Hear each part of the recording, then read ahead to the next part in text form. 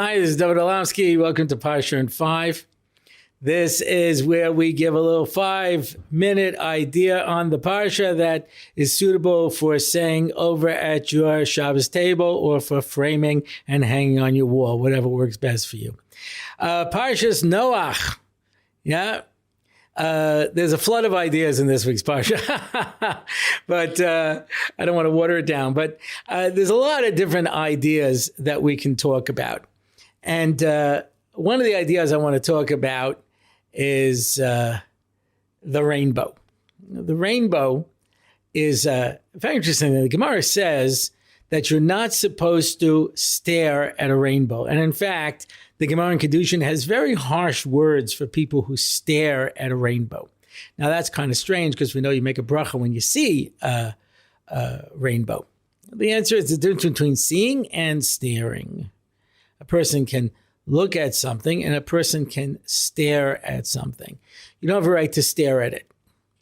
And one of the reasons is that the rainbow is a manifestation of HaKadosh Baruch Hu's glory.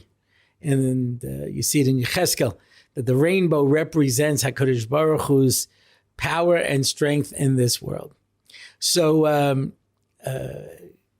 why is that what was chosen to indicate the bris that Hashem said that he would never destroy the world again? I think, and I have not seen this anywhere, it's my own idea, but I think it's because the rainbow is white light that you have applied a prism to, and it divides into different colors, known by the acronym Roy G. Biv. At least when I was a kid, that's what they used. Red, orange, yellow, green, blue, indigo, and violet. Many times I've said this over and people said to me, what is indigo? And I said, it's a color in between blue and violet. I hope that helps. But what's the idea? The idea is that when you look at white light really is made up of a prism. But in order to have the white light, each one of the colors has to be in its correct position. And when they join together, they create white light. But as we all know, if you take all of those colors and you mush them together in one big mush, what do you get? You get black. Black represents lack of existence. That's why outer space is black. The sun represents din, absolute judgment, and nothing can stand in din. So if you look up at the sun, all you see around it is blackness, non-existence. White, which represents purity, which represents, potential, all of those kind of things.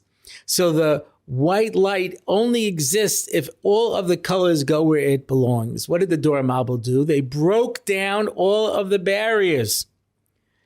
Yeah, there was no concept of husbands and wives. There was no concept of personal property. There was no concept of any limitations. Everything fell apart. And that's where the punishment that they got was a flood.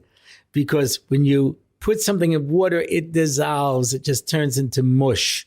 They had destroyed all their barriers. And so when you see the rainbow, it reminds us that if we want to be successful, we have to keep up our barriers. What does this tell us today when we see every barrier falling apart? As the last mission in Saita tells us, before Mashiach comes, everything's going to fall apart. The young will have no respect for the old. The simple will have no respect for Talmidei Chachamim. Yeah, everything is going to fall apart. And we see today, everybody can self-identify to be anything they want. There's no more gvulot, not limited by nature, not limited by science, not limited by genetics. Anybody can be anything they want. Every barrier is down. The message is build a boat. No, I'm not. I'm just kidding, of course, because when you look at the rainbow and remember, Hashem will never destroy the world by that method again.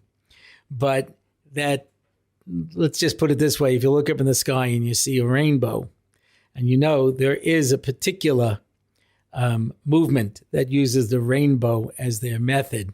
And it's one of the things that identified the Dor HaMabul. So work that out for yourselves, my friends. The point is that as much as we can, we need to establish borders and limitations. And the more that we establish gvulot and those borders, the more successful we will be. Good Shabbos.